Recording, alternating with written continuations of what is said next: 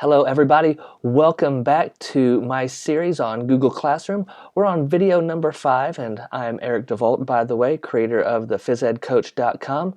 I hope that the first 4 videos were helpful for you. Today we are finally in the classwork page and there's a lot to do here, so we're going to take it really easy and just to learn one thing per video.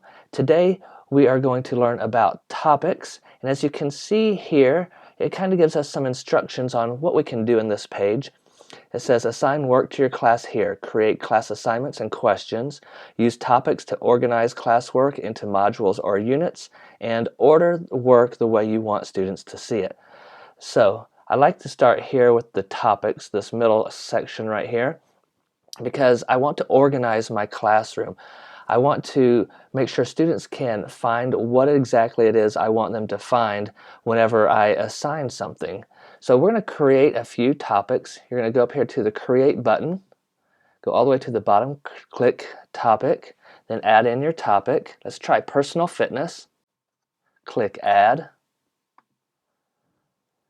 Let's make another one. Let's call it Tumbling Gymnastics. Click Add. Let's make one more. Let's call this one Biomechanics. Click Add. And then I always create one called Materials. So let's do that really quick. I make a materials topic for anything that I would want to leave in Google Classroom all year long. Something maybe like my classroom website or any other document or website that I want the students to be able to refer to at any time during the year.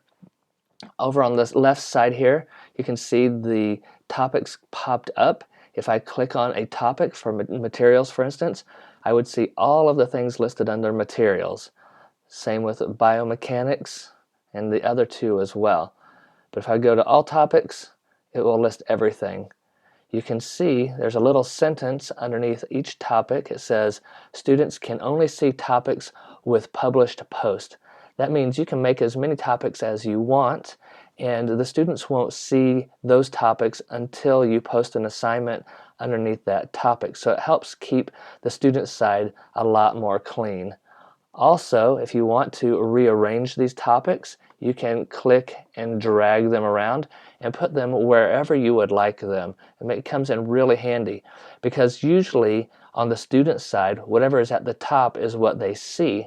So if you make categories, drag the one to the top that you want the students to work on that day, and then also maybe even number your assignments, it should be pretty easy for students to find exactly what it is that you want them to find for that assignment that day.